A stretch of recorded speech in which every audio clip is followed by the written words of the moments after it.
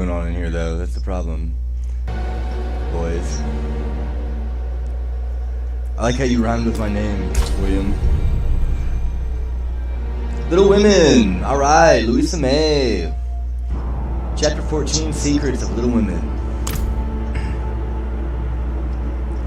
Joe was very busy in the garret, for the October days began to grow chilly, and the afternoons were short. For 2 or 3 hours the sun lay warmly in the high window, showing Joe seated on the old sofa, writing busily with her papers spread out upon a trunk before her, while Scrabble, the pet rat, promenaded the beams overhead, accompanied by his eldest son, a fine young fellow, who was evidently very proud of his whiskers. Quite absorbed in her work, Joe scribbled away till the last page was filled, when she signed her name with a flourish and threw down her pen, exclaiming, "There, I've done my best. If this won't suit, I shall have to wait till I can do better." Lying back on the sofa, she read the manuscript carefully, through making dashes here and there and putting in many exclamation points which looked like little balloons. Then she tied it up with a smart red ribbon and sat a minute looking at it with a sober, wistful expression, which plainly showed how earnest her work had been. Joe's desk up here was an old tin kitchen which hung against the wall. In it she kept her papers and a few books, safely shut away from Scrabble, who, being likewise of a literary turn, was fond of making a circulating library of such books as were left in his way by eating leaves. From this tin respectable Joe produced another manuscript, putting both in her pocket, crept quietly downstairs, leaving her friends to nibble on her pens and taste her ink. She put on her hat and jacket as noiselessly as possible, and going to the back entry window, got out upon the roof of a low porch, swung herself down to the grassy bank, and took a roundabout way to the road. Once there, she composed herself, hailed the passing omnibus, and rolled away to town, looking very merry and mysterious. If anyone had been watching her, he would have thought her movements decidedly peculiar. For on alighting, she went off at a great pace till she reached a certain busy street. Having found the place with some difficulty, she went into the doorway, looked up the dirty stairs, and after standing stock till a minute, suddenly dived into the street and walked away as rapidly as she came. This maneuver she repeated several times, to the great amusement of a black-eyed young gentleman lounging in the window of the building opposite. On returning for the third time, Joe gave herself a shake, pulled her hat over her eyes, and walked up the stairs, looking as if she was going to have all her teeth out. There was a dentist's sign, among others, which adorned the entrance, and after staring a moment at the pair of artificial jaws, which slowly opened and shut to draw attention to a fine set of teeth, the young gentleman put on his coat, took his hat, and went down to post himself in the opposite doorway, saying with a smile and a shiver, "It's like her to come alone. If she has a bad time, she'll need someone to help her alone." In 10 minutes, Joe came running downstairs. What is that? Alone? In 10 minutes, Joe came running downstairs with a very red face and the general appearance of a person who had just passed through a trying ordeal of some sort. When she saw the young gentleman, she looked anything but pleased and passed him with a nod. What he followed, asked with an air of sympathy, "Did you have a bad time?" "Not very." "You got through quickly?" "Yes, thank goodness." "Why did you go alone?" "Didn't want anyone to know." "You're the oddest fellow I ever saw. How many did you have out?" Joe looked at her friend as if she did not understand him, then began to laugh as if mightily amused at something. "There are 2 which I want to have tonight, but I must go." "What are you laughing at?" "You were up to some mischief, Joe," said Louis, looking mystified. "So are you. What were you doing, sir, up in that billiard saloon?" "Begging your pardon, ma'am, it wasn't a billiard saloon, but a gymnasium, and I was taking lessons with Clayton." "I'm glad of that." "Why?" You can teach me, and then we can play Hamlet. You can be Laertes, and we'll make a fine thing of the fencing scene. Laertes? Laurie burst out with a hearty boy's laugh, which made several passers-by smile in spite of themselves. I'll teach you whether we play Hamlet or not.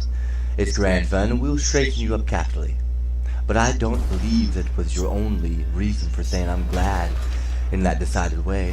Was it now? No, I was glad that you were not in the saloon, because I hope you never go to such places, do you? Not often. I wish you wouldn't. It's no harm, Joe. I have billiards at home, but it's no fun unless you have good pet players. So, as I'm fond of it, I come sometimes and have a game with Ned Moffat and some of the other fellows. Oh dear. I'm so sorry if you'll get to liking it better and better, and we'll waste time and money, though, like those rest of boys. I did hope you'd stay respectable and be a satisfaction to your friends, said Joe, shaking her head. Can't a fellow take a little innocent amusement now and then without losing her respectability? Asked Laurie, looking nettled. That depends upon how and where he takes it. I don't like Ned, he said, and wish you'd keep out. Mother won't let us have him at our house, though he wants to come, and if you grow like him, she won't be willing to have us frolic together as we do now. Won't she? Asked Laurie anxiously. No, she can't bear fashionable young men, and she shut us all up as vampires rather than have us associate with her. Well, she needn't get out of bed yet. I'm not fashionable, healthy, and don't mean to, but I do like harmless larks now and then, don't you? Yes, nobody minds him, so lark away, but don't get wild, will you? Or there will be an end of all your good times. I'll be a double distilled saint. I can't bear saints. Just be a simple, honest, respectable boy, and we'll never desert you. I don't know what I should do if you acted like a machine, sir. He had plenty of money, but didn't know how to spend it, and got tipsy and gambled, and ran away and forged his father's name. I believe he was altogether bordered. You think I'm likely to do the same? Much obliged. No, I don't. Oh dear, no. But I hear people talking about money being such a temptation, and I sometimes wish you were poor. I shouldn't worry then. Do you worry about me, Joe?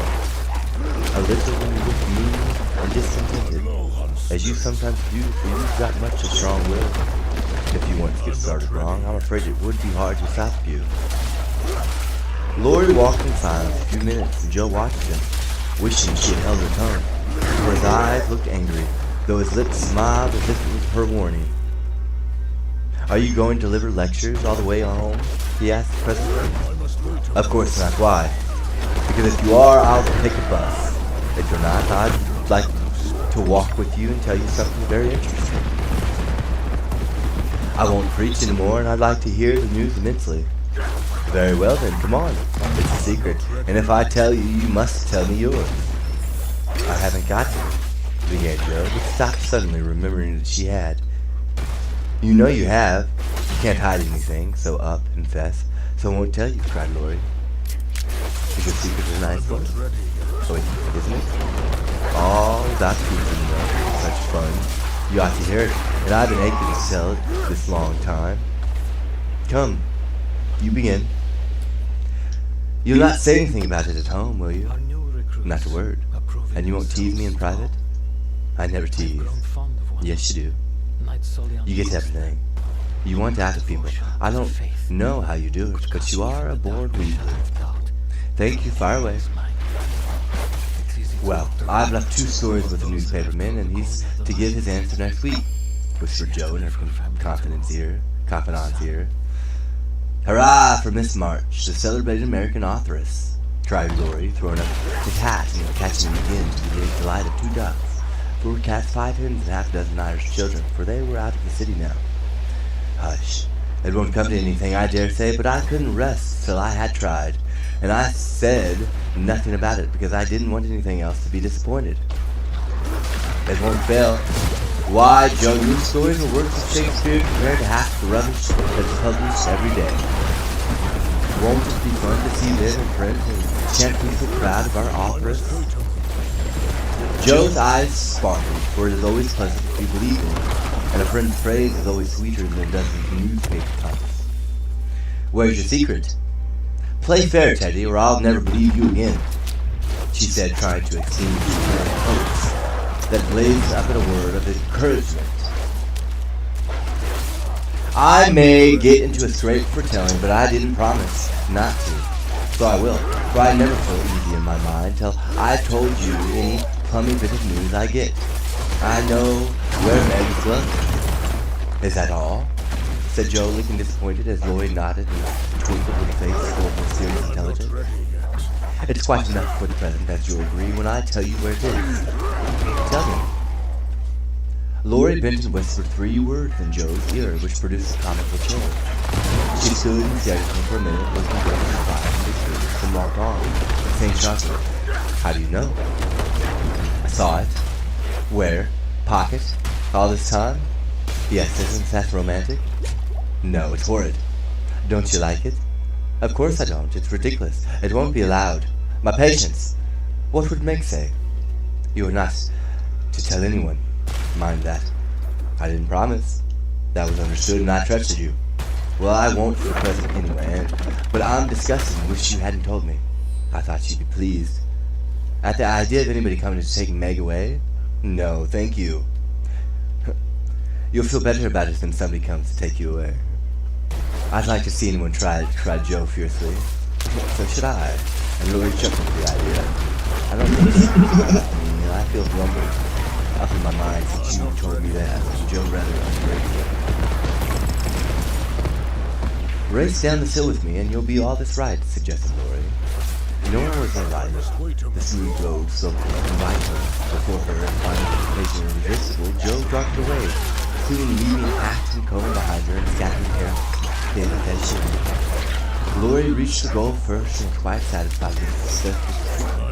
For as Atlanta came panting up with fine hair, bright eyes, ruddy cheeks, and no signs of dissatisfaction in her face. I wish I was a horse, then I could run for miles in this splendid air, and not lose my breath. It was capital, but see what a guy it's made me. Go pick up my things like a chair that's wrong, said Joe, dropping down under a maple tree, which was carpeting the bank with crimson leaves. Laurie leisurely departed to recover the lost property, and Joe blundered up the grave, hoping no one would pass by till she was tidy again. But someone did pass, and who should be but Meg, looking particularly like for she had been making calls. What in the world are you doing here? She asked, regarding her disheveled sister with well-bred surprise. Getting leaves, meekly answered Joe, sorting the rosy handful she had just swept on. And hairpins? Added Laurie, throwing half a dozen in Joe's lap. And grow on this road, Meg? Little combs and brown straw hats. You've been running, Joe. How could you? When will you stop such romping ways? Said Meg reprovingly, as she settled her cuffs and smoothed her hair, with which the wind had taken liberty. Never shall I sit and old and have to use the crutch. Don't try to make me grow up before my time, Meg. It's hard enough to have any change all of a sudden. Let me be a little girl as long as I can. As she spoke, Joe bit over the leaves to hide the trembling of her lips, for lately she had felt that Margaret was fast getting to be a woman, and Louis's secret made her dread the separation which must surely come sometime, and now seemed very near. He saw the trouble. He saw the trouble in her face, and drew Meg's attention from it by asking quickly, "Where have you been calling all so far?" "At the gardener's. And Sally has been telling me all about Belle Maffat's wedding. It was very splendid, and they have gone to spend the winter in Paris. Just think how delightful that must be." "Do you envy her, Meg?" said Laurie. "I'm afraid I do." "I'm glad of it," muttered Joe, trying on her half a jerk. "Why?" asked Meg, looking surprised. "Because if you care much about riches, you will never go and marry a poor man," said Joe, frowning at Laurie, who was mutely warning her to mind what she said. "I shall never go and marry anyone." And so Meg walked along, while the others followed laughing, whispering, sticking stones, and behaving like children, as Meg said to herself, though she might have been tempted to join them if she had not had her best dress on. For a week or two, Jo behaved so queerly that her sisters were quite bewildered. She rushed to the door when the postman rang. It was rude to Miss Brooke whenever they met. They would sit looking at Meg with a woe-begone face, occasionally jumping up to shake and then kiss her in a very mysterious manner. Laurie and she were always making signs to one another and talking about spread eagles, till the girls declared they had both lost their wits. On the second Saturday after Jo got out of the window, Meg, as she sat sewing at her window, was scandalized by the sight of Laurie chasing Jo all over the garden, finally capturing her in Amy's bower. What went on there Meg could not see, but shrieks of laughter were heard, followed by the murmur of voices and a great flapping of newspapers.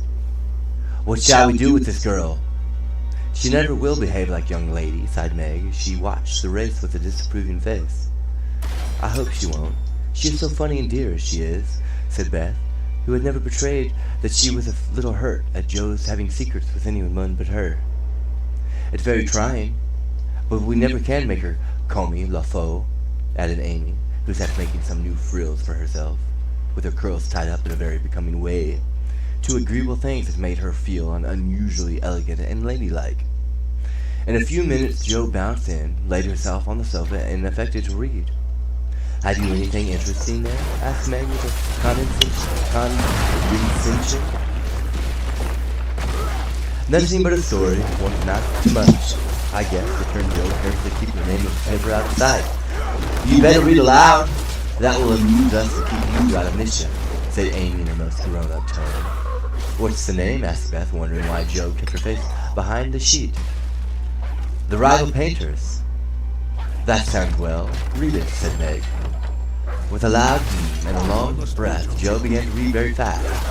The girls listened to the tales romantic and somewhat pathetic, and most of the characters died in the end. "I like that about the splendid picture," was Amy's concluding remark as Jo paused. "I prefer the Lovery, Viola, and two of her favorite names. Isn't that queer?" said Meg, wiping her eyes for the Lovering part of what meant tragical. "Who wrote it?" asked Beth, who had caught a glimpse of Jo's face. The reader suddenly sat up, cast away the paper, displaying a flushed countenance, and with a funny mixture of solemnity and excitement, replied in a loud voice, "Your sister." "You?" cried Meg, dropping her work. "It's very good," said Amy critically. I knew it. Oh, my Jo, I am so proud." And Beth ran to hug her sister and exult over the splendid success. Dear me, how delighted they all were, to be sure. How Meg wouldn't believe it till she saw the words. Miss Josephine March, actually printed in the paper. How graciously Amy criticized her artistic parts of the story and offered hints for a sequel, which unfortunately couldn't be carried out, as the hero and heroine were dead. How Beth got excited and skipped and sang with joy. How Hannah came in to exclaim, "Sakes alive, well, I never!" And great astonishment at that Jo's doings. How proud Mrs. March was when she knew it. How Jo laughed with tears in her eyes as she declared she might as well be a peacock and done with it, and how the spread eagle might be said to flap his wings triumphantly over the house of March as the paper passed from hand to hand. "Tell us about it. When did it come? How much did it get for it? What will father say? Won't Laurie laugh?" cried the family all in one breath as they clustered about Jo, as these foolish, affectionate people made a jubilee of every little household joy. "Stop jabbering, girls, and I'll tell you everything," said Jo, wondering if Miss Burney felt any grander over her Evelina than she did over her rival painters. Having told how she disposed of her tales, Jo added, "And when I went to get my answer, the man said he'd liked them both, but didn't pay beginners, only left them printed in his paper, and noticed the stories. It was good practice, he said, and when the beginners approved, anyone would pay. So I let him have the two stories, and today this was sent to me, and Laurie caught me with it and insisted on seeing it. So I let him. And he said it was good, and I shall write more, and he's going to get the next paid for, and I am so happy, for in time I may be able to support myself and help the girls." Jo's breath gave out here, and wrapping her head in the paper, she bedewed her little story with a few natural tears. For to be independent and earn the praise of those she loved were the dearest wishes of her heart. And this seemed to be the first step of the end.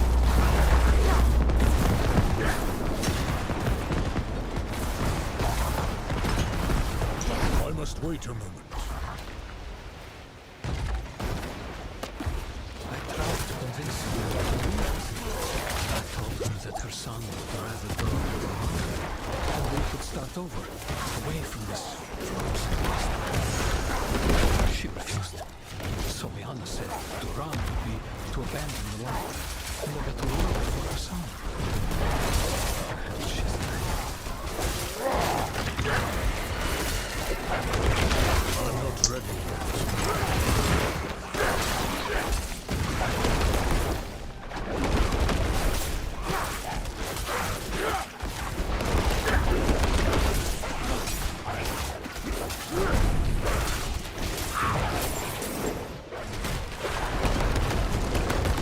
Wait a moment.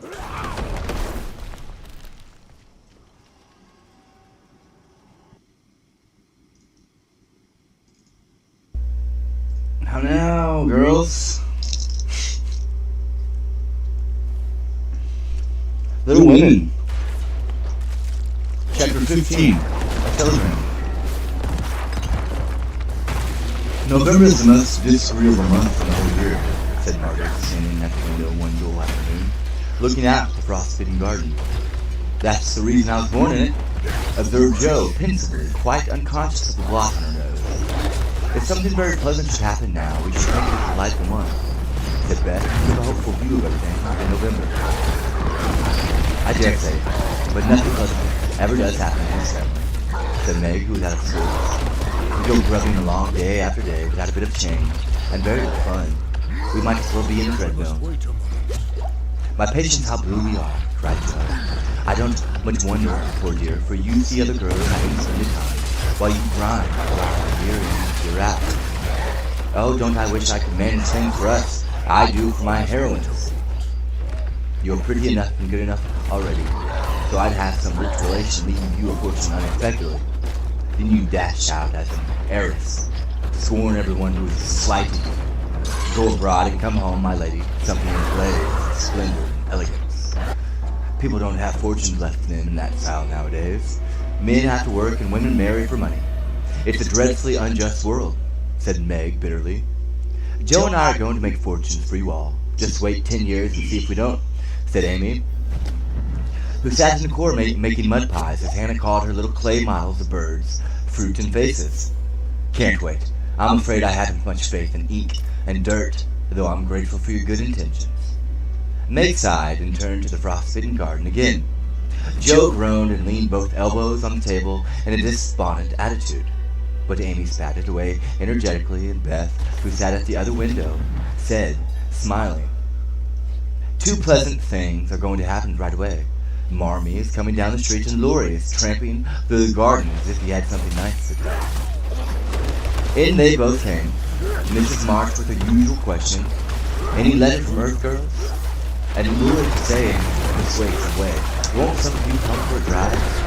I've been working away mathematics till my head is muddled. I'm going to freshen my wits by a brisk turn.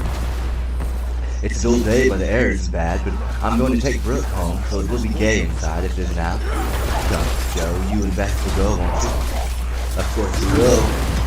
Much obliged, but I'm busy. And Meg whisked out her work basket, for she had agreed with her mother that it was best for her at least not to drive too often beyond the store. We 3 will be ready in a minute, cried Amy, running over to watch. Can I do anything for you, Madam Mother? Asked Laurie, leaning over Mrs. March's chair with the affectionate look and tone he always gave her. No, thank you. Except call at the office if you'll be so kind, dear. It's our day for a letter, and the postman hasn't been. Father is as regular as the sun, but there's some delay on the way, perhaps. A sharp ring interrupted her, and a minute after, Hannah came in with a letter. It's one of them horrid telegraph things, Mum. She said Hannah read it, and she was ready to go to Mrs. Hannah. As the word telegraph, Mrs. March snapped, read the 2 lines it contained, and dropped back into her chair and white, as if the little paper had sent a bullet through her heart. Laurie dashed downstairs for water, while Meg and Hannah supported her, and Joe read aloud in a frightened voice. "Mrs. March, your husband is very ill. Come at once. S. Hale, Blank Hospital, Washington."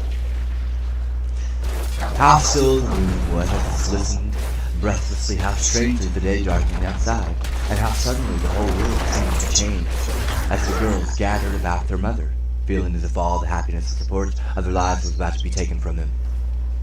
Mrs. March was herself again directly, read the message over, and stretched out her arms to her daughters, saying, in a tone they never forgot, "I shall go for it, but it may be too late. Oh, children, children, help me to bear it."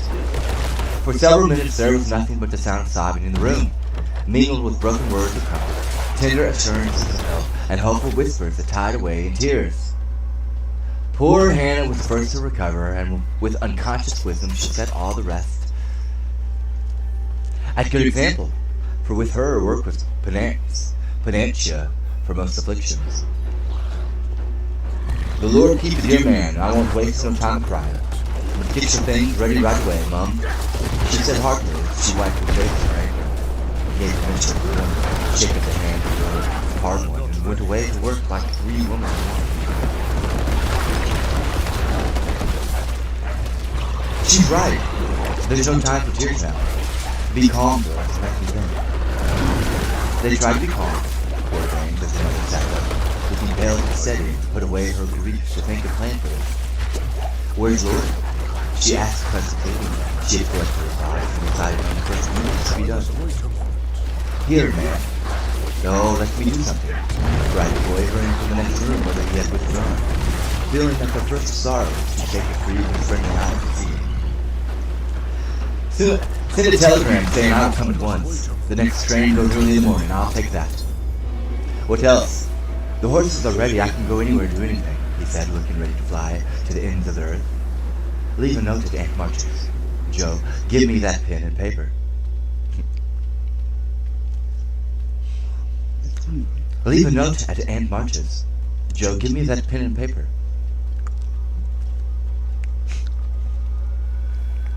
Tearing off the blank side of one of her newly copied pages, Joe drew the table before her mother, well knowing that money for the long, sad journey must be borrowed, and feeling as if she could do anything to add a little to the sum for her father. "Now go, dear, but don't kill yourself driving at desperate pace. There is no need of that." Mrs. March's warning was evidently thrown away, for 5 minutes later Laurie tore by the window on his own fleet horse, riding as if for his life. "Joe, run to the rooms and tell Mrs. King that I can't come. On the way, get these things. I'll put them down. They'll be needed, and I must be prepared for nursing. Hospital sores are not always good. Beth, go and ask Mr. Lawrence for a couple bottles of old wine. I'm not too proud to beg for father. He shall have the best of everything. Amy, tell Hannah to get down the black trunk, and Meg, come and help me find my things, for I'm half bewildered." Writing, thinking, and directing all at once might well bewilder the poor lady, and Meg begged her to sit quietly in her room for a little while and let them work. Everyone scattered like leaves before a gust of wind, and the quiet, happy household was broken up as suddenly as if the paper had been on evil spell. Mr. Lawrence came hurrying back with Beth, bringing every comfort the kind old gentleman could think of for the invalid, and friendliest promises of protection for the girls during the mother's absence, which comforted her very much. There was nothing he didn't offer, from his own dressing gown to himself to escort, but the last was impossible. Mrs. March would not hear of the old gentleman's undertaking the long journey, yet an expression of relief was visible when he spoke of it, for anxiety ill fits one for traveling.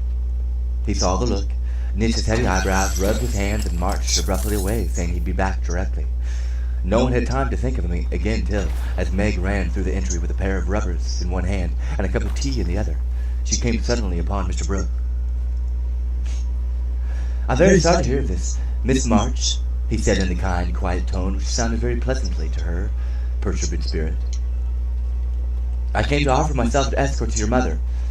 Mr. Lawrence has commissions for me in Washington, and it will give me real satisfaction to be of service to her there."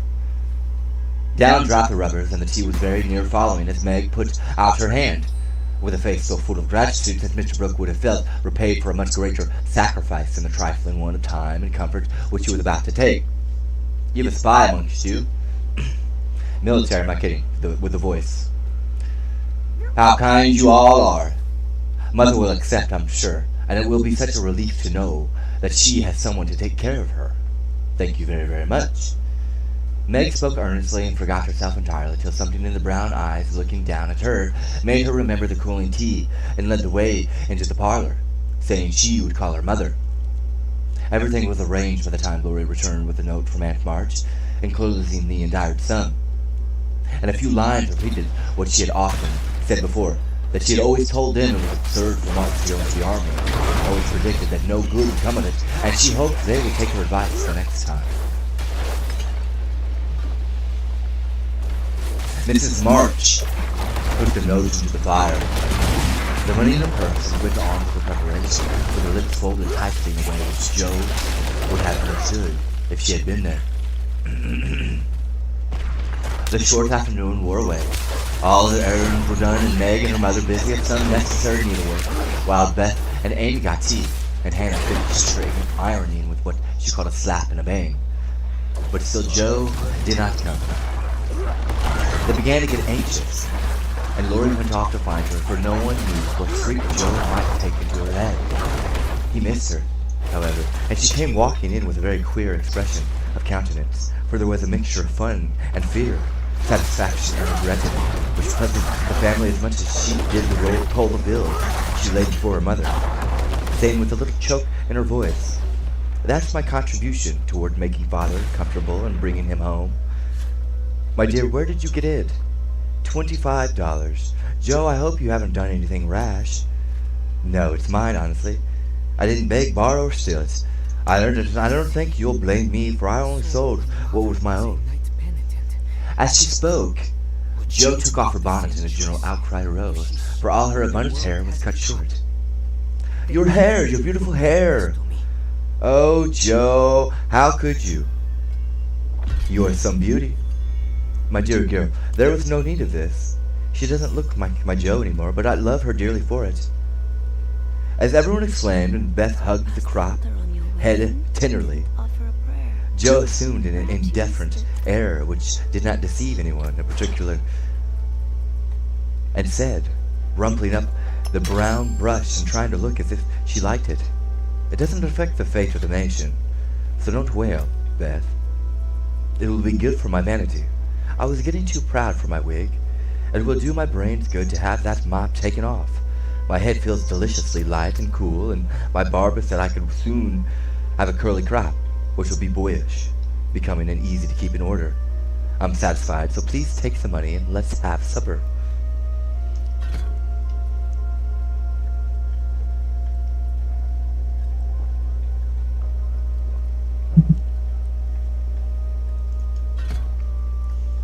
Let me fix myself.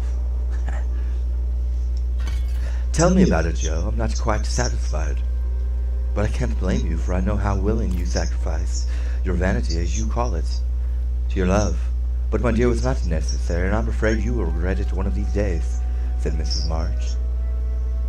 "No, I won't," returned Joe stoutly, feeling much relieved that her prank was not entirely condemned. "What made you do it?" asked Amy, who would be as soon have thought of cutting off her head as her pretty hair. "Well, I was wild to do something for father," replied Joe, as they gathered about the table, for healthy young people can eat even in the midst of trouble. "I hate to borrow as much as mother does, and I knew Aunt March would croak, she always does, if you asked for 9 pence. May gave all her quarterly salary toward the rent, and I only got some clothes with mine, so I felt wicked and was bound to have some money if I sold the nose off my face to get it. You needn't feel wicked, my child. You had no winter things, and got the simplest with your own hard earnings," said Mrs. March with a look that warmed Joe's heart. "I hadn't the least idea of selling my hair at first, but as I went along I kept thinking what I could do, and feeling as if I'd like to dive into something of the rich stores and help myself in a barber's window. I saw tails of hair with prices marked, and one black tail, not so thick as mine, with $40.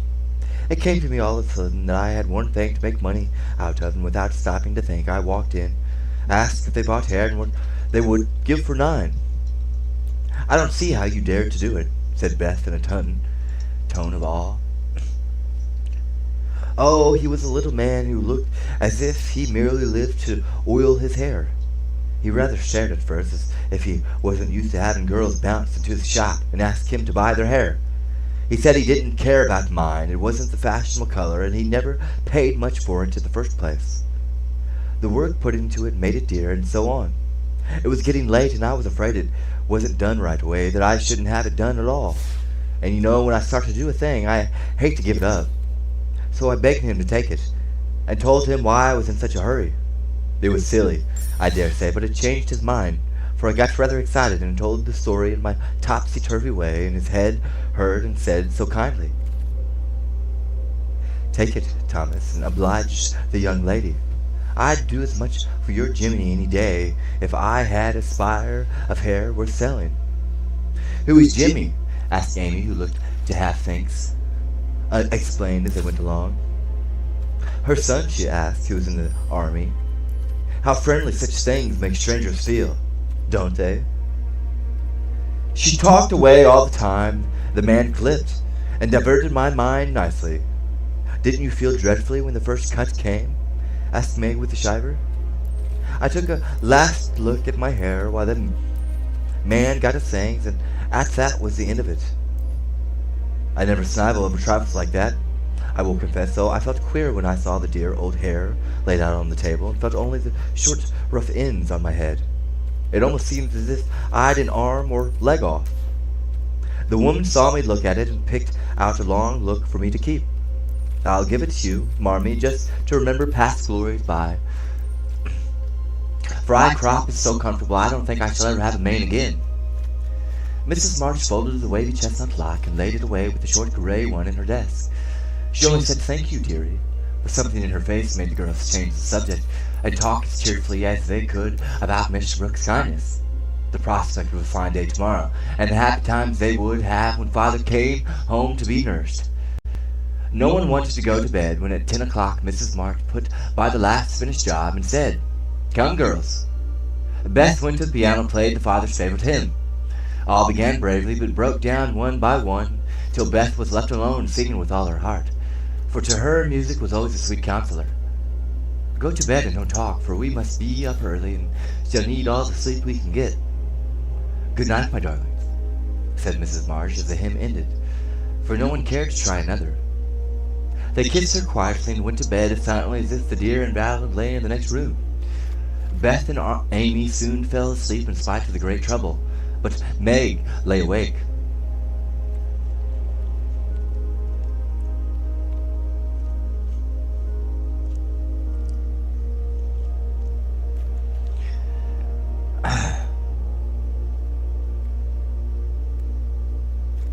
"Good night, my darlings," said Mrs. March as the hymn ended, for no one cared to try another.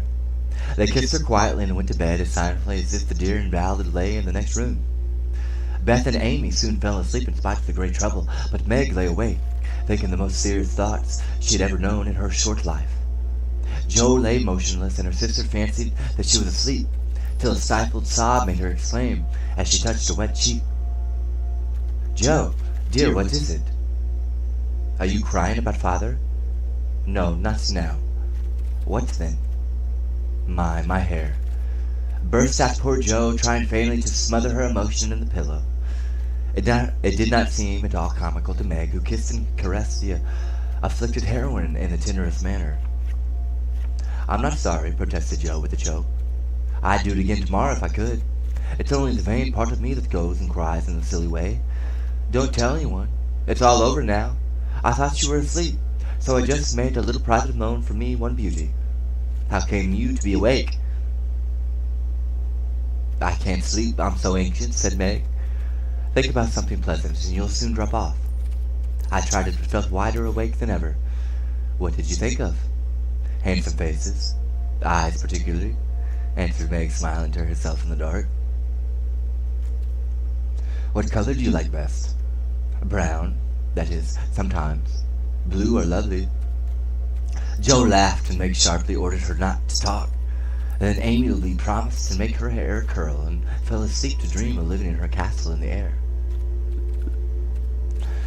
The clocks were striking midnight and the rooms were very still as the figure glided quietly from bed to bed, smoothing covertly her lips that mutely blessed and to pray the fervent prayers which only mothers utter. As she lifted the curtain to look out into the dreary night, the moon broke suddenly from behind the clouds, and shone upon her like a bright, benignant face, which seemed to whisper in the silence, "Be comforted, dear soul, there is always light behind the clouds."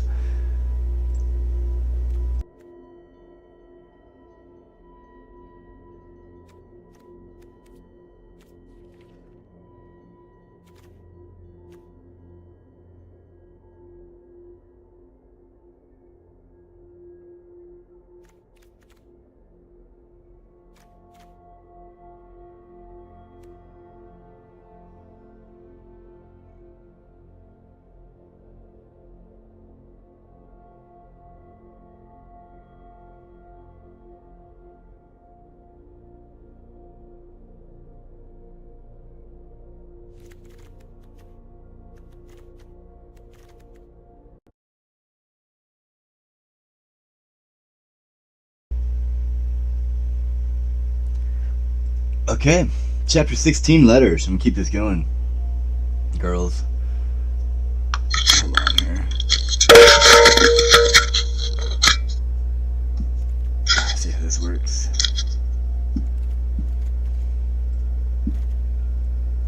In the cold gray dawn, the sisters lit their lamp and read their chapter with an earnestness never felt before. For now the shadow of a real trouble had come. The little books were full of help and comfort, and as they dressed, they agreed to say goodbye cheerfully and hopefully, and send their mother on her anxious journey, unsaddened by tears or complaints from them. Everything seemed very strange when they went, so dim and still outside, so full of light and bustle within. Breakfast at that early hour seemed odd, and even Hannah's familiar face looked unnatural as she flew about her kitchen with her nightcap on. The big trunk stood ready in the hall. Mother's cloak and bonnet lay on the sofa, and her mother herself sat trying to eat, but looking so pale and worn with sleeplessness and anxiety that the girls found it very hard to keep their resolution. Meg's eyes kept filling in spite of herself. Jo was obliged to hide her face in the kitchen roller more than once, and the little girls wore a grave, troubled expression as if sorrow was new experience to them. Nobody talked much, but as the time drew very near and they sat waiting for the carriage, Mrs. March said to the girls, who were all busied about her, one folding her shawl, another smoothing out the strings of the bonnet, a third putting on her overshoes, and a fourth fastening up her traveling bag. "Children, I leave you to Hannah's care and Mr. Lawrence's protection. Hannah is faithfulness itself, and our good neighbor will guard you as if you were his own. I have no fears for you, yet I am anxious that you should take the trouble rightly. Don't grieve and fret when I am gone, or think that you can be idle and comfort yourselves by being idle and trying to forget. Go on with your work as usual, for work is a blessed solace. Hope and keep busy, and whatever happens, remember that you never can be fatherless. Yes, Mother. Meg, dear, be prudent. Watch over your sisters. Consult Hannah, and in any perplexity, go to Mr. Lawrence. Be patient, Jo. Don't get despondent or do rash things.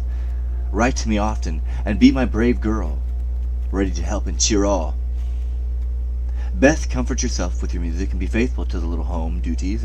And you, Amy, help all you can. Be obedient and keep Happy safe at home. We will, Mother, we will. The rattle of an approaching carriage made them all start and listen. That was a hard minute, but all girls stood it well.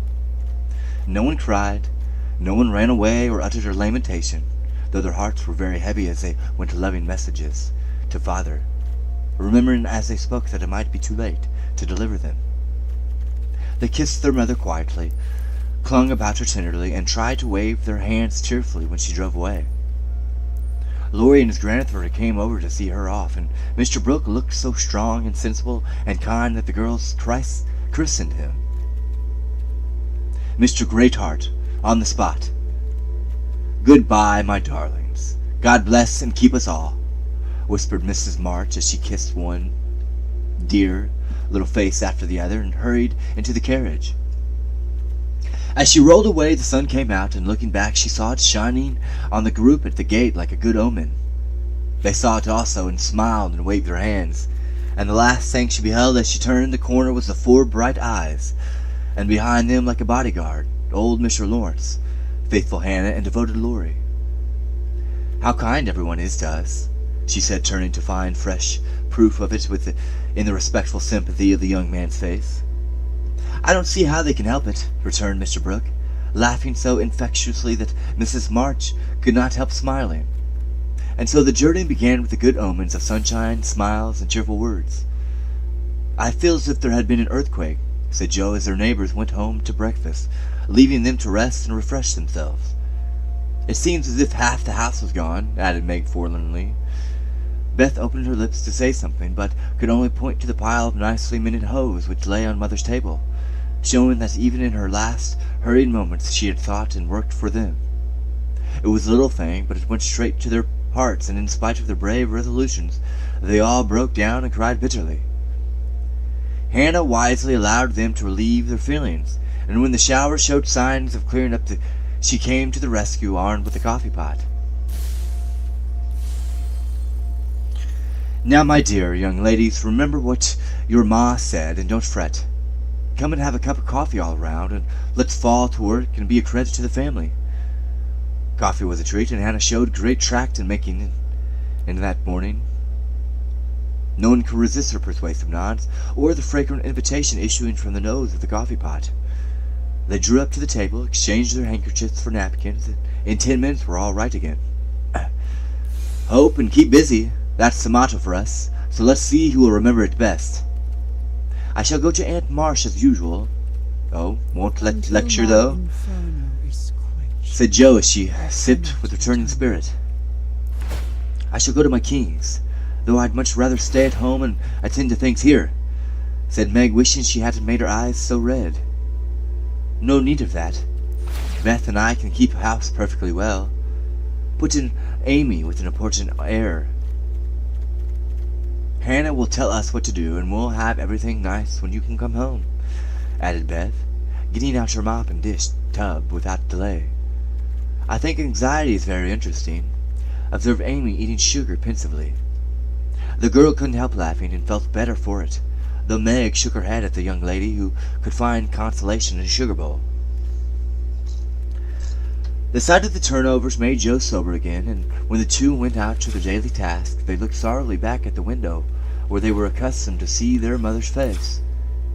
It was gone, but Beth had remembered the little household ceremony, and there she was, nodding away at them like a rosy-faced mandarin. "That's so like my Beth," said Joe, waving her hat with a grateful face. "Goodbye, Meggie. I hope the Kings won't train today. Don't fret about father, dear," she added as they parted. "And I hope Aunt March won't croak. Your hair is becoming and looks very boyish and nice," returned Meg, trying not to smile at the curly head, which looked comically small on her tall sister's shoulders. That's my only comfort, and touching her hat a la Laurie, away went Joe, feeling like a shorn sheep on a wintry day. News from the father comforted the girls very much, for though dangerously ill, the presence of the best and tenderest of nurses had already done him good. Mr. Brooks sent a bulletin every day, and as the head of the family, Meg insisted on reading the dispatches, which grew more cheerful as the week passed. At first everyone was eager to write, and plump envelopes were carefully poked into the letterbox by one or other of the sisters, who felt rather important with their Washington correspondence. As one of these packets contained characteristic notes from the party, we will rob an imaginary mail and read them.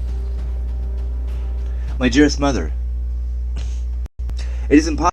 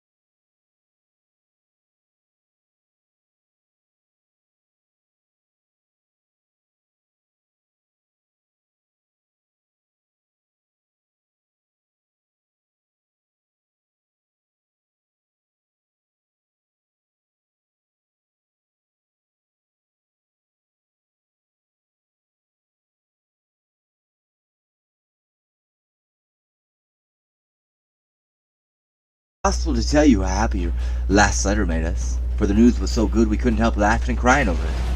How very kind Mr. Brooke is, and how fortunate that Mr. Lawrence's business detains him near you so long, since he is so useful to you and father. The girls are all as good as gold. Jo helps me with the sewing and insists on doing all sorts of hard jobs. I should be afraid she might overdo if I didn't know her moral fit. Wouldn't last long. Beth is regular about her task as a clock, and never forgets what you told her. She grieves about father and looks sober except when she is at her little piano. Amy minds me nicely, and I take great care of her. She does her own hair, and I am teaching her to make buttonholes and mend her stockings. She tries very hard, and I know you will be pleased with her improvement when she comes.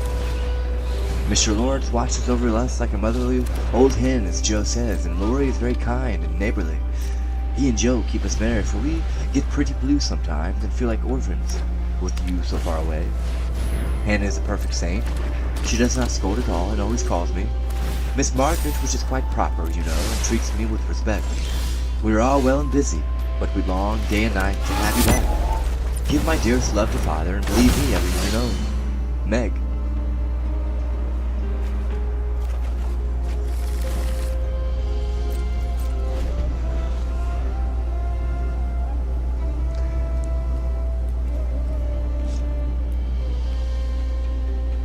This note, prettily written on scented paper, was a great contrast to the next, which was scribbled on a big sheet of thin foreign paper, ornamented with blots and all manners of flourishes and curly tailored letters.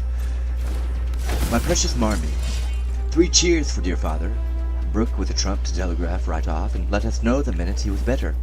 I rushed up garret when the letter came and tried to thank God for being so good to us. But I could only cry and say I'm glad. Didn't that do as well as a regular prayer? For I felt a great many in my heart. We have such funny times, and now I can enjoy them, for everyone is so desperately good. It's like living in a nest of turtle doves.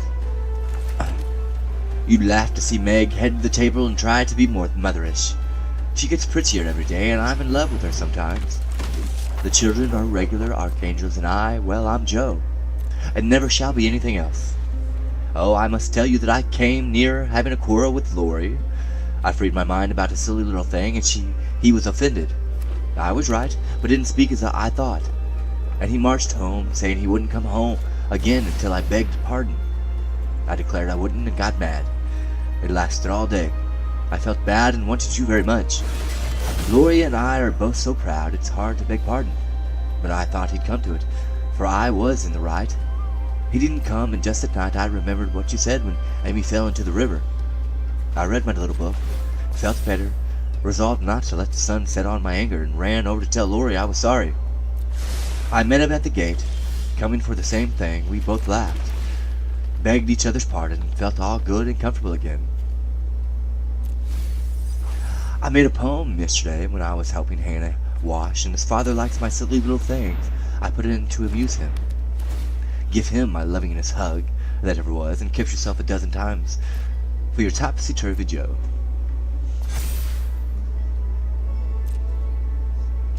A song from the Suds.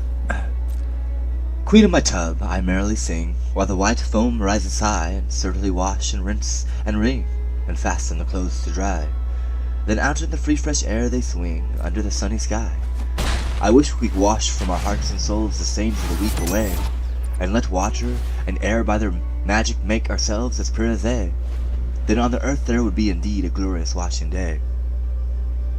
Along the path of a useful life will heart ease ever bloom. The busy mind has no time to think of sorrow or care or gloom, and anxious thoughts may be swept away as we bravely wield the broom. I am glad a task to me is given to labor at day by day, for it brings me health and strength and hope, and I cheerfully learn to say, head you may think, heart you may feel, but hand you shall work away. Dear mother, there's only room for me to send my love and some pressed pansies from the root I have been keeping safe in the house for father to see. I read every morning, try to be good all day, and sing myself to sleep with father's tune. I can't sing Land of the Leal, now it makes me cry. Everyone is very kind, and we are as happy as we can be without you. Amy wants the rest of the page, so I must stop. I didn't forget to cover the holders, and I wind the clock and air the rooms every day. Kiss your father on the cheek he calls mine, and do come soon to your loving little Beth.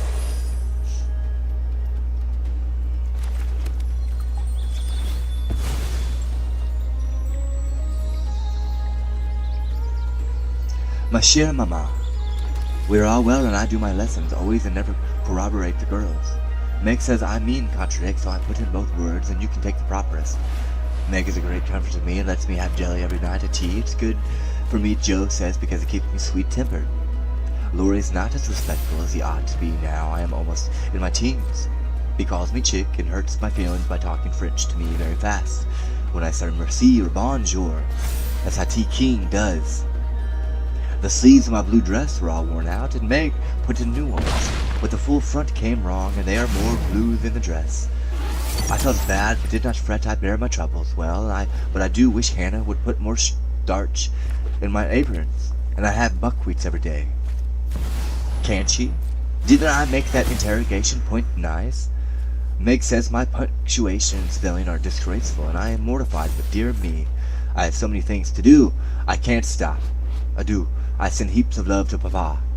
Your affectionate daughter, Amy Curtis March. Dear Miss March, I just drop a line to say we get on first straight. The girls is clever and fly round smart. Miss Meg is going to make a proper good housekeeper. She he's the liking for it and gets the hang of things surprising quick. Joe does beat all for going ahead, but she don't stop to calculate, fuss, and you never know where she's like to bring up. She let out a rub of clothes on Monday, but she starched them before they was rinsed, and blew the pink calico, dressed till I thought I should have died of laughing. Beth was about the good creatures, and a sight of help to me, being so forehanded and dependable. She tries to learn everything, and really goes to market beyond her years. Likewise keeps accounts with me, helping quite wonderful. We've got on very economical so far. I don't let the girls have coffee only once a week, according to your wish, and keep them on plain wholesome victuals. Amy does well without fretting, wearing her best clothes and eating sweet stuff. Mr. Rory's that full of did-dos as usual, and turns the house upside down frequent, but he heartens the girls, so I let him have full swing. The old gentleman sends heaps of things, and that's rather wearing but means well, and it ain't my place to say nothin'. My bread is riz, so no more at this time. I send my duty to Mr. March and hope he's seen the last of his pneumonia. Yours respectfully, Hannah Mullet. Head nurse of ward is number 2. All serene on the Rappahannock. Troops in fine condition. Commissary department well conducted. The home guard under Colonel Teddy always on duty. Commander-in-Chief General Lawrence reviews the Army daily. Quartermaster Mullet keeps order in camp, and Major Lyon does picket duty at night. A salute to 24 guns was fired on receipt of good news from Washington, and a dress parade took place at headquarters. Commander-in-Chief sends best wishes, in which he is heartily joined by Colonel Teddy. Dear Madame, the little girls are all well. Beth and my boy report daily. Hannah is a model servant, and guards pretty Meg like a dragon. Glad the fine weather holds. Pray make Brooke useful, and draw on me for funds, if expenses exceed your estimate.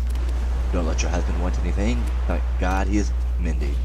Your sincere friend and servant, James Lawrence.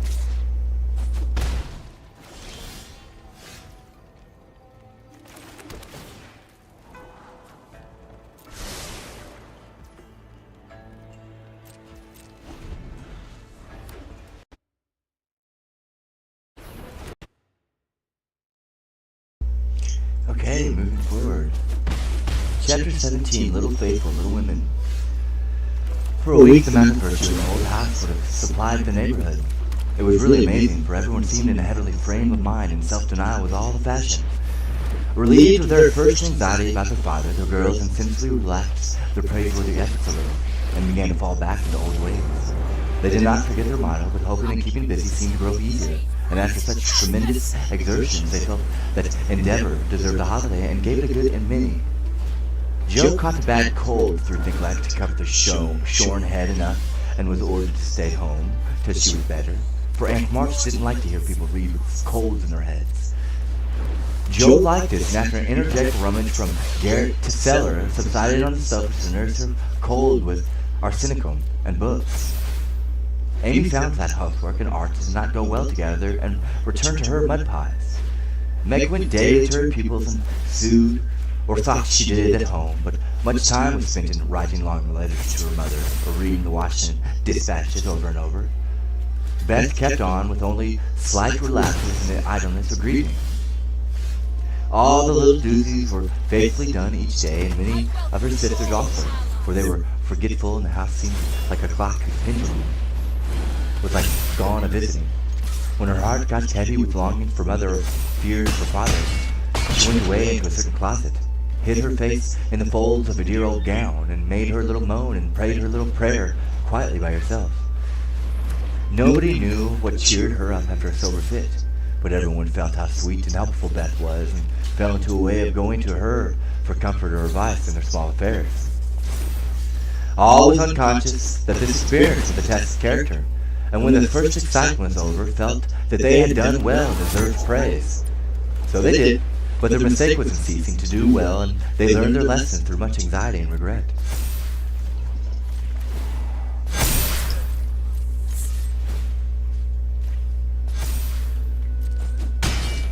Meg, I wish you'd go and see the Hummels. You know Mother told us not to forget them, said Beth 10 days after Mrs. March's departure.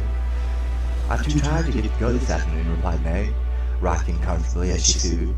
Can't you, Joe? Asked Beth. Too stormy for me with my cold. I thought it was almost well. It's well enough for me to go out with Laurie, but not well enough to go to the Hummels, said Joe, laughing but looking a little ashamed of her inconsistency. Why don't you go yourself? Asked Meg. I've been every day, but the baby's sick, and I don't know what to do for it. Mrs. Hummel goes away to work, and Lottchen takes care of it. But it gets sicker and sicker, and I think you or Hannah ought to go. Would you? Beth spoke earnestly, and Meg promised she would go tomorrow. Ask Hannah for some nice little mess, and take it round, Beth. The air would do you good, said Joe, adding apologetically. I'd go, but I want to finish my writing. My head aches and I'm tired, so I thought maybe some of you would go, said Beth. Amy Boo will be in presently, and she will run down for us, suggested Meg. So Beth lay down on the sofa, the others returned to their work, and the Hummels were forgotten. An hour passed. Amy did not come. Meg went to her room to try on a new dress. Jo was absorbed in her story, and Hannah was sound asleep before the kitchen fire. When Beth quietly put on her hood, filled her basket with odds and ends for the poor children, and went out into the chilly air with a heavy head and a grieved book in her patient eyes. It was late when she came back, and no one saw her creep upstairs and shut herself into her mother's room. Half an hour after, Jo went to Mother's closet for something in there, and found little Beth sitting on the medicine chest, looking very grave with red eyes and a camphor bottle in her hand. Christopher Columbus, what's the matter? Cried Jo as Beth put on her hand as if to warn her off, and asked quickly, You've had the scarlet fever, haven't you? Years ago when Meg did, why? Then I'll tell you, oh Jo, the baby's dead. What baby? Mrs. Hamill's. It died in my lap before she got home, cried Beth with a sob. My poor dear, how dreadful you. I ought to have gone, said Jo, taking her sister in her arms as she sat down in her mother's big chair with a remorseful face. It wasn't dreadful, Jo, only it's sad. I saw in a minute it was sicker, but Louisa and her mother had gone for a doctor, so I took baby and let Lottie rest. It seemed to sleep, but all of a sudden it gave a little cry and trembled, and then lay very still. I tried to warm it to sweet lunch and gave it some milk, but it didn't stir, and I knew it was dead. Don't cry, dear, what did you do? I just sat and held her softly till Mrs. Hummel came with the doctor. He said it was dead, and looked at Henrik and Mina, who had sore throats. Scarlet fever man ought to have called me before, he said crossly. Mrs. Hummel told him she was poor and had tried to cure baby herself, but now it was too late, and she could only ask him to help the others trust to charity for his pay. He smiled then with kindness, but it was very sad, and I cried with them till he turned around all of a sudden and told me to go home, take belladonna right away, or I'd have the fever. No, you won't, cried Jo, hugging her close with a frightened look. Oh, Beth, if you should be sick, I never could forgive myself. What shall we do? Don't be frightened, I guess I shan't have it badly. I looked at Mother's book and saw that it began with headache.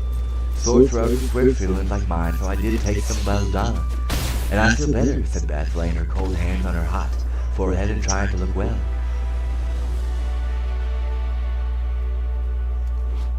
If Mother was only at home, exclaimed Joe, seizing the book and feeling that Washington was an immense way off. She read a page, looked at Beth, felt her head peeped into her throat, and then said gravely, "You've been over the baby every day for more than a week, and among the others who are going to have it. So I'm afraid you are going to have it, Beth. I'll call Hannah. She knows all about sickness. Don't let Amy come. She never had it. I should have to give it to her." "Can't you and Meg have it over again?" asked Beth anxiously. "I guess not. Don't care if I do. Serve me right, selfish pig, so let you go and stay right and rubbish myself," muttered Joe as she went to consult Hannah. The good soul was wide awake in a minute, and she took the lead at once, assuring Joe that there was no need to worry. Everyone had scarlet fever, and if rightly treated, nobody died. All of which Joe believed, and felt much relieved as they went up to call Meg. "Now I'll tell you what we'll do," said Hannah, when she had examined and questioned Beth. "We will have Dr. Banks just to take a look at you here and see what we start right. Then we'll send Amy off to Aunt March's for a spell to keep her out of harm's way, and one of you girls can stay at home and amuse Beth for a day or two." "I shall stay, of course. I'm oldest," began Meg, looking anxious and self-reproachful. "I shall, because it's my fault she is sick. I told Mother I'd do the errand, and I haven't," said Joe decidedly. "Which will you have, Beth? There ain't no need of but one," said Hannah. "Joe, please." And Beth leaned her head against her sister with a contented look, which effectually settled that point. "I'll go and tell Amy," said Meg, feeling a little hurt, yet rather relieved on the whole, for she did not want nursing, and Joe did. Amy rebelled outright and passionately declared that she had rather have the fever than go to Aunt March. Meg reasoned, pleaded, and commanded, all in vain. Amy protested that she would not go, and Meg left her in despair to ask Hannah what should be done. Before she came back, Laurie walked into the parlor to find Amy sobbing with her head in the sofa cushions. She told her story expected to be consoled, but Laurie only put his hand in his pocket and walked about the room, whistling softly as he knit his brows in deep thought. Presently he sat down beside her and said, in his most wheedlesome tone, "Now be a sensible little woman and do as I say. No, don't cry, but hear what a jolly plan I've got. You go to Aunt March's, and I'll come and take you out every day, driving or walking, and we'll have a capital time. Won't that be better than moping here?" "I don't wish to be sent off as I was in the way," began Amy in an injured voice. "Bless your heart, child. Keep you well. You don't want to be sick, do you?" "No, I'm sure I don't, but I dare say I shall be, for I've been with Beth all the time." "That's the very reason you ought to go away at once, so that you may escape it. Change of air and care will keep you well, I dare say, or if it does not entirely, you will have the fever more likely. I advise you to be off as soon as you can, for scarlet fever is no joke, miss." "But it's dole at Aunt March's, and she is so cross," said Amy, looking rather frightened. "It won't be dull with me popping in every day to tell you how Beth is, and take you out gallivanting. That old lady likes me, and I'll be as sweet as possible to her. She won't pack at us, and whatever we do, will you take me out to the trotting wagon with Puck?" "On my honor as a gentleman. And come every single day. See if I don't. And bring me back the minute Beth as well. The identical minute. And yours truly." "Well, I guess I will," said Amy slowly. "Good girl. Call Meg and tell her you'll give in," said Laura with an approving pat, which annoyed Amy more than the giving in. Meg and Joe came running down to behold the miracle which had been wrought, and Amy, feeling very precious and self-sacrificing, promised to go if the doctor said Beth was going to be ill. "How is the little dear?" asked Laurie, for Beth was his especial pet, and he felt more anxious about her than he liked to show. "She is lying down on Mother's bed and feels better. The baby's death troubled her, but I dare say she has only got cold. Hannah says she thinks so, but she looks worried, and that makes me fidgety," answered Meg. What a trying world it is, said Joe, rumbling up her hair in a fretful way. No sooner do we get out of one trouble than down comes another. There doesn't seem to be anything to hold on to when Mother's gone, so I'm all at sea. Well, don't think so kind of yourself. It isn't becoming. Censor your week, Joe, and tell me if I shall telegraph to your mother or do anything. Asked Lloyd, who never had been reconciled to the loss of his friend's one beauty. This is what troubles me, said Meg. I think we ought to tell her if Beth is really ill, but Hannah says we mustn't, for Mother can't leave Father, and it will only make them anxious. Beth won't be sick long, and Hannah knows just what to do, and Mother said we were to mind her. So I suppose we must, but it doesn't seem quite right to me. Well, I can't say. Suppose you ask Grandfather after the doctor has been. We will, Joe. Go and get Dr. Baines at once, commanded Meg. We can't decide anything till he has been. Stay where you are, Joe. I'm errand boy in this establishment, said Laurie, taking up his cap. I'm afraid you are busy, began Meg. No, I've done my lessons for the day. Do you study in vacation time? Asked Joe. I follow the good example thy neighbor set me, was Laurie's answer as he swung himself out of the room. I have great hope for my boy, observed Joe, watching him fly over the fence with an approving smile. He does very well for a boy, was Meg's somewhat ungracious answer, for the subject did not interest her. Dr. Baines came, said Beth. Said Beth had symptoms of the fever, but he thought she would have it lightly. Thought he looked sober over the humble story. Amy was ordered off at once and provided with something to ward off danger. She departed in great state with Joe and Laurie as escort. Aunt March received them with her usual hospitality. What do you want now? She asked, looking sharply over her spectacles, while the parrot, sitting on the back of her chair, called out, Go away! No boys allowed here. Laurie retired to the window, and Joe told her story. No more than I expected. If you are allowed to be poking about among poor folks, Amy can stay and make herself useful as she is, which I have no doubt she will be. Look like it now. Don't cry, child. It worries me to hear people sniff. Amy was on the point of crying, but Laurie slyly pulled the parrot's tail, which caused Polly to utter an astonished croak and call out, Bless my boots, in such a funny way that she laughed instead. What did you hear from your mother? Asked the old lady gruffly. Father is much better, replied Joe, trying to keep sober. Oh, is he? Well, that won't last long, I fancy. Marsh never had any stamina, was the cheerful reply. Ha-ha! Never say die. Take a pinch of snuff. Goodbye, goodbye, squalled Polly, dancing on her perch and clawing at the old lady's cap as Laurie tweaked at him in the rear. Hold your tongue, you disrespectful old bird. And Joe, you'd better go at once. It isn't proper to be gadding about so late with a rattle-pated boy like. Hold your tongue, you disrespectful old bird, cried Polly, tumbling off the chair with a pounce and running to peck the rattle-pated boy, who was shaken with laughter at the last speech. I don't think I can bear it, but I'll try, thought Amy. She was left alone with Aunt March. Get along, you fright, screamed Polly, and at the rude speech Amy could not restrain a sniff.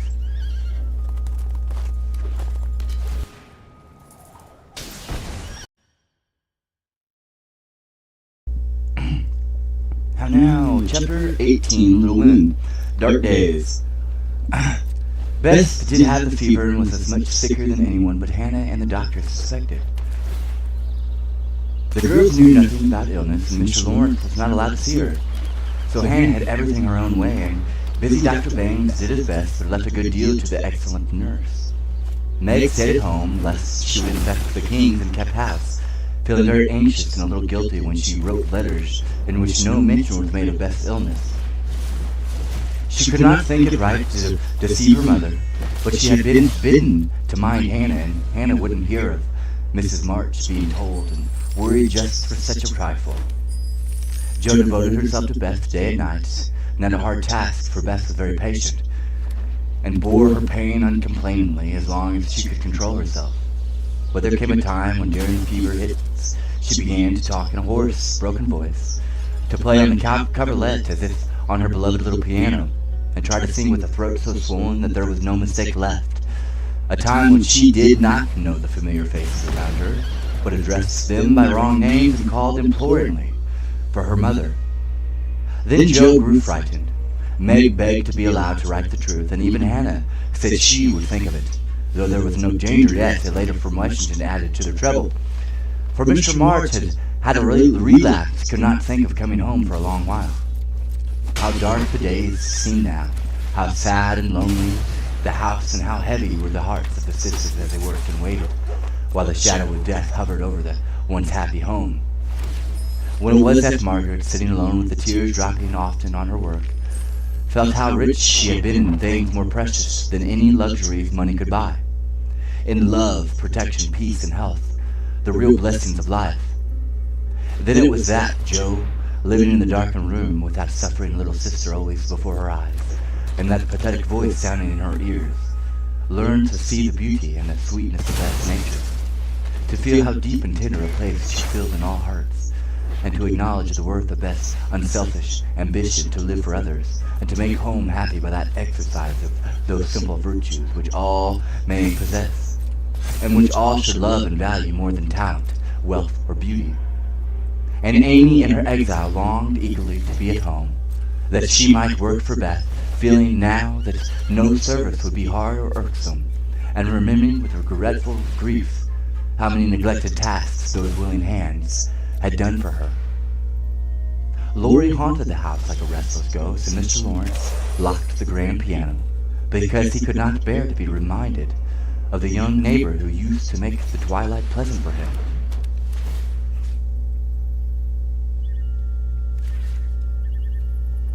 Everyone missed Beth. The milkman, baker, grocer, and butcher inquired how she did. Poor Mrs. Hum will come to beg her pardon for her thoughtlessness and get a shroud from Enia.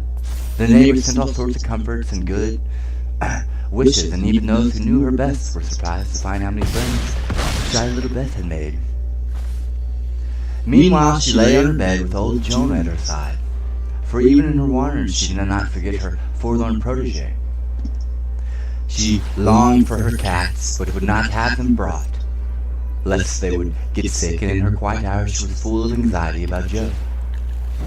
She sent 11 messages to Amy, bade then tell her mother that she would write soon,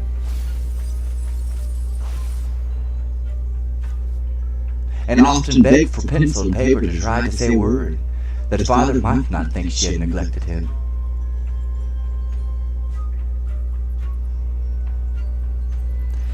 But soon even these intervals of consciousness ended, and she lay hour after hour tossing to and fro with incoherent words on her lips, or sank to a heavy sleep with her brought into her no refreshment. No, Judge, this is not a special case to shoot lasers out my eyeballs.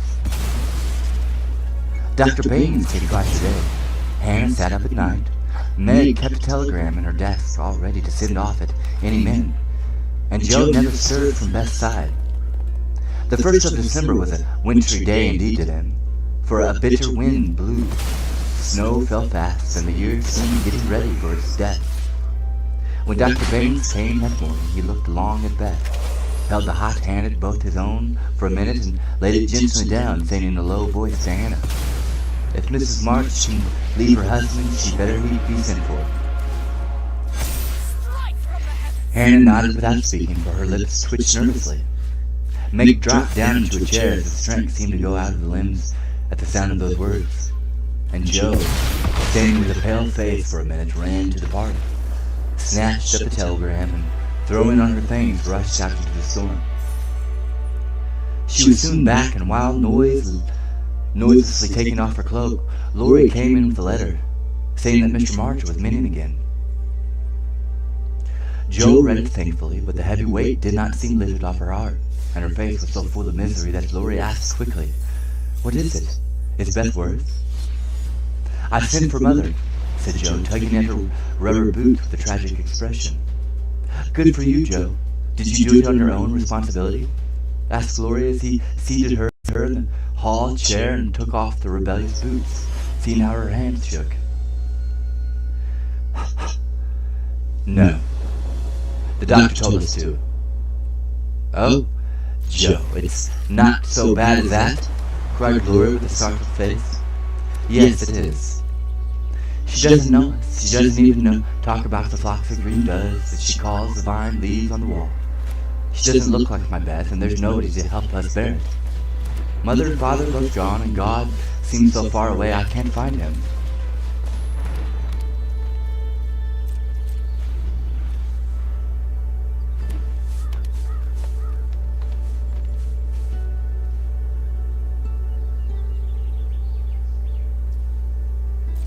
As the tears streamed fast down poor Joe's cheeks, she stretched out her hand in a helpless sort of way, as if groping in the dark, and Laurie took it in his, whispering as well as he could with a lump in his throat.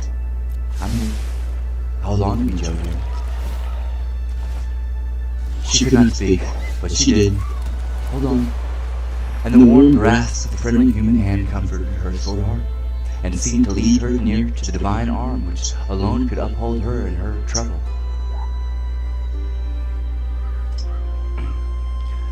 Laurie longed to say something tender and comfortable, but no fitting words came to him, so he stood silent, gently stroking her bent head as her mother used to do.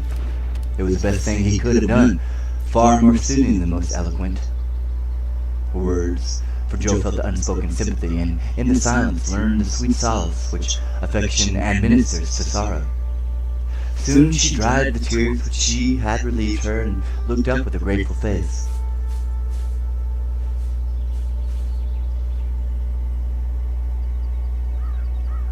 Thank you, Teddy. I'm better now. I don't feel so forlorn, and I'll will to try bear it if it comes. Keep hoping for the best that will help you, Joe. Soon your mother will be here, and then everything will be all right. I'm so glad Father's better. Now she won't feel so bad about leaving him. Only me. It does not seem as if all the troubles came in a heap, and I got the heaviest part on my shoulders, sighed Joe, spreading her wet handkerchief over her knees to dry. Doesn't Meg pull fair? Asked Laurie, looking indignant.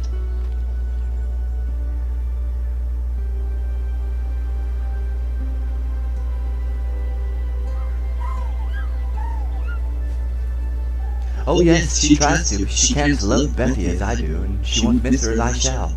Beth is my conscience, and I can't give her up. I can't. Down went Joe's face into the wet handkerchief, and she cried despairingly, for she had kept up bravely till now and never shed a tear.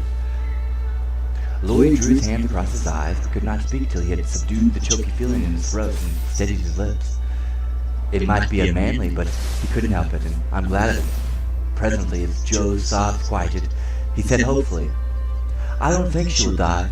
She's so good, and we all love her so much. I don't believe God will take her away yet.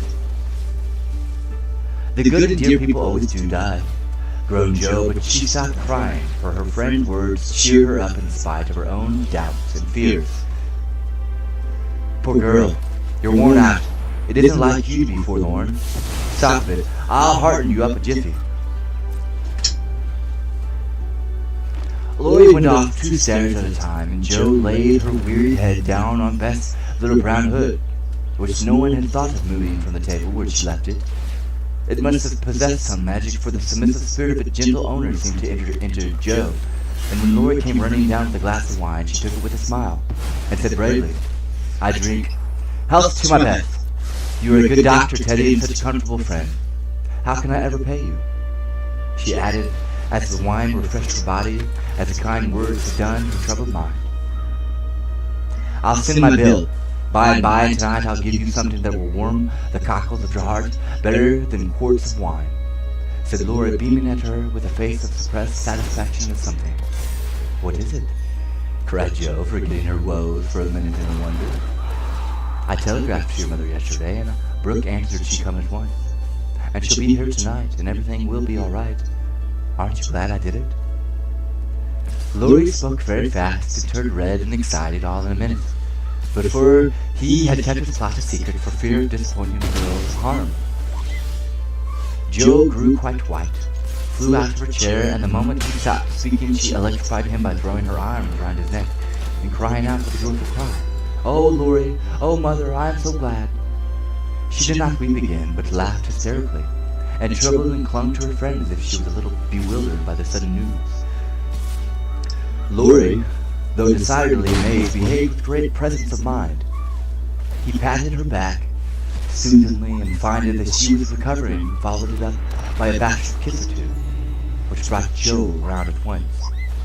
Holding on to the banisters, she put him gently away, saying breathlessly, "Oh, don't, I didn't mean to. It was dreadful of me, but you were such a dear to go and do it in spite of Hannah, that I couldn't help flying at you. Tell me all about it, and don't give me wine again. It makes me to act so."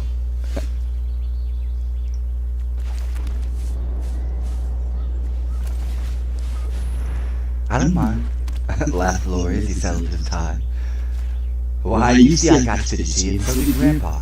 We thought Hannah was overdoing the authority business, and your mother ought to know.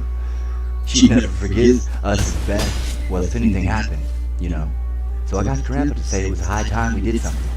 And off I pelted to the office yesterday, for the doctor looked sober, and Hannah must took my head off when I proposed the telegram. I never can bear to be lorded over, so that settled my mind, and I did it. Your mother will come, I know, and the late train is in at 2 a.m. I shall go for her, and you've only got so bottled up to rapture, and keep Beth quiet till that blessed lady gets here."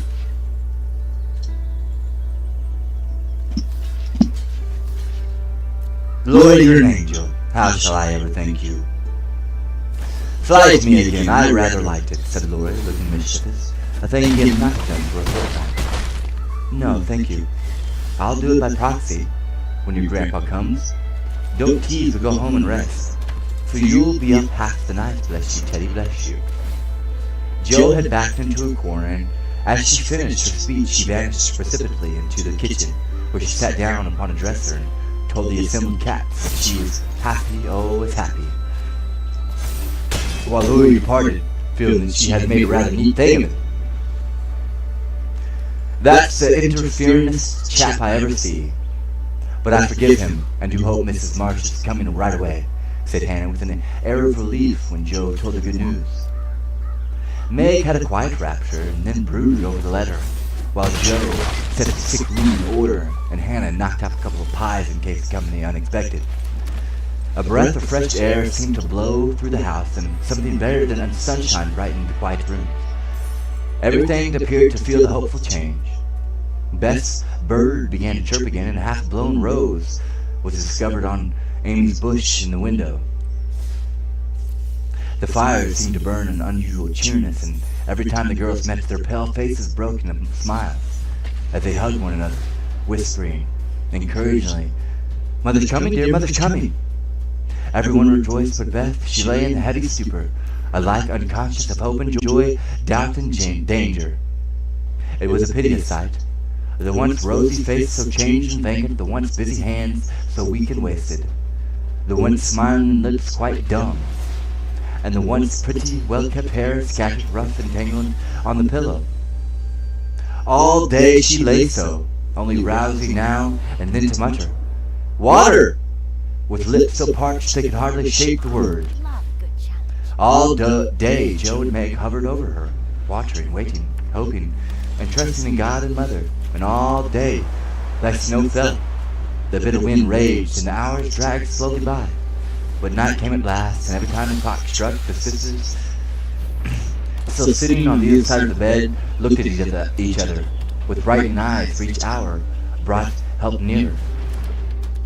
The doctor had been in to say that some change, for better or worse, would probably take place about midnight, at which time he would return. Hannah, quite worn out, lay down on the sofa at the bed's foot and fell fast asleep.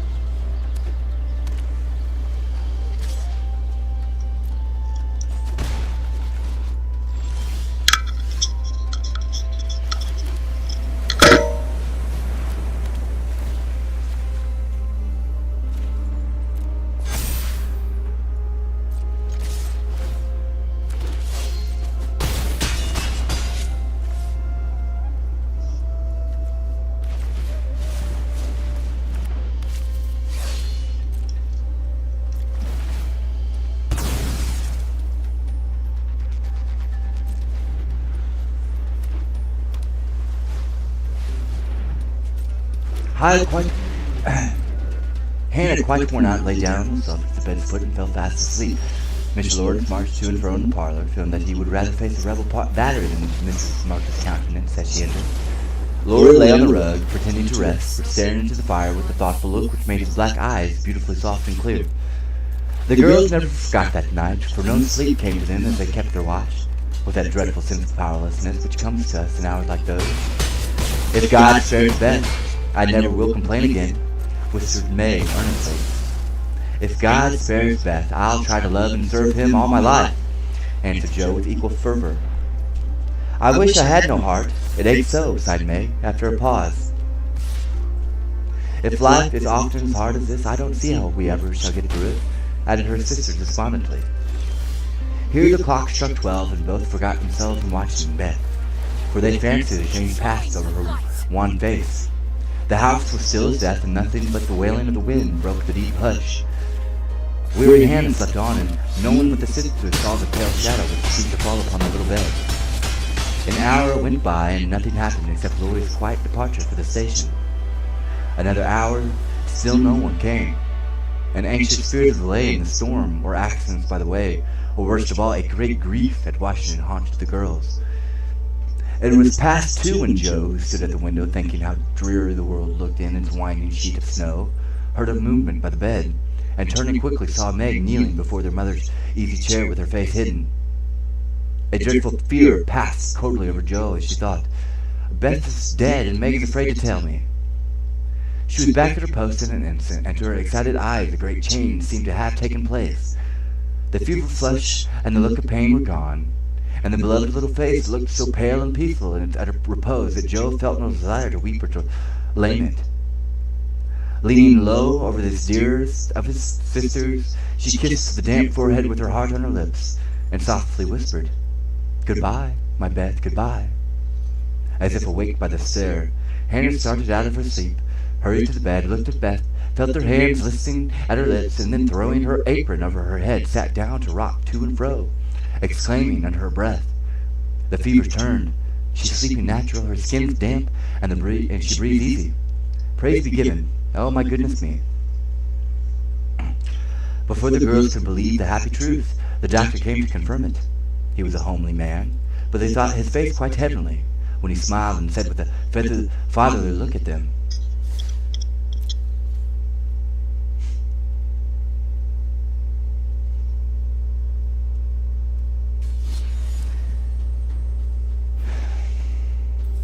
"Yes, my dears, I think the little girl will pull through this time. Keep the house quiet, let her sleep, and when she wakes, give her what they were to give." Neither heard, for both crept into the dark hall, and sitting on the stairs, held each other close, rejoicing with hearts too full of words. When they went back to be kissed and cuddled by faithful Hannah, they found Beth lying as she used to do, with her cheek billowed on her hand, the dreadful pallor gone, and breathing quietly, as if just fallen asleep. "If Mother would only come now," said Joe as the winter night began to wane. "See," said Meg, coming up with a white, half-open rose. "I thought this would hardly be ready to lay in Beth's hand tomorrow if she would wait a month.